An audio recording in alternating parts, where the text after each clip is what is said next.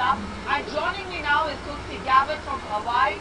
She is the only Hindu member, in fact, in the U.S. Congress. Pleasure to be talking to you. How did you come to be known as Tulsi? How did you come to be a practicing Hindu?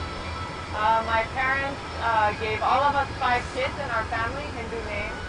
All of you? All 5 of us kids from birth, and so I personally chose from the time when I was a kid to practice Hinduism and practice the practices of karma yoga and bhakti yoga throughout my life. And is this a religion you plan to stay with? This is the motivation for my life and all that I do, and it is the only way of life for me. Now you're very interesting because you're unusual because you're the only Hindu in U.S. Congress, but you've also served with the U.S. military. So tell us a little bit about that. I've been very proud to serve as a soldier in the United States Army National Guard. I enlisted after 9/11 primarily because I saw the war that the Islamic extremists were declaring on the United States and wanted to fight that fight that our leaders at that time led, saying that we would find them and destroy them wherever they are. Let me ask you, what does this event, what does this morning at Madison Square Garden say to you? This is very exciting. I'm really privileged to be here.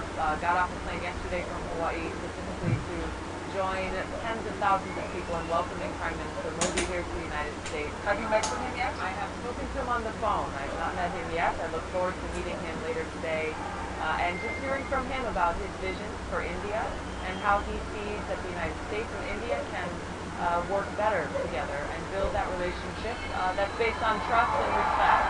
It sounds like going crazy. Is it typical for you to see a politician getting this kind of mass hysteria? This is amazing, and it's very not typical. But I think it's a sign of what I've been seeing and hearing from Indian Americans across the country all of this year leading up to Prime Minister Modi's election, and it shows that India has a very bright future, and that here in the United States there are many people who look forward to walking hand in hand with India into that future.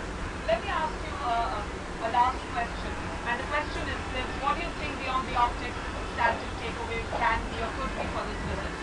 Well, I think 2 things come to mind as being at the top of the priority for both of our countries.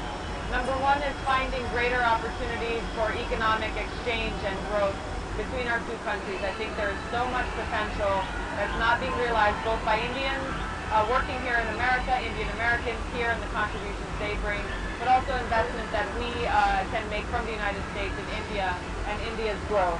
I think the other thing is seeing how we can work together in this common fight against the Islamic extremist terrorists who present such a grave threat to all of us around the world. I think that there's opportunity there to continue to grow more the partnerships that we've already developed. What about Pakistan? The United States continues to have a relationship of dysfunctional codependence with Pakistan. Well, I think that's something that I hope that Prime Minister Modi addresses with President Obama. It's something that I know we'll be discussing in seeing, again, how we can find that common ground to root out Islamic extremist terrorists as well as other threats that exist. And finally, I see you're wearing a bindi just like these. Is that something you commonly wear? Especially when I come to events like this, when I can come and visit with Indian Americans, I do like to wear my bindi. Have you been to India? Not yet. I'm looking forward to going. We look forward to welcoming you there. Thank you. So nice to speak with you. Tulsi Gabbard, the only Hindu in the U.S. Congress, unusual for other reasons as well, has served with the U.S. military.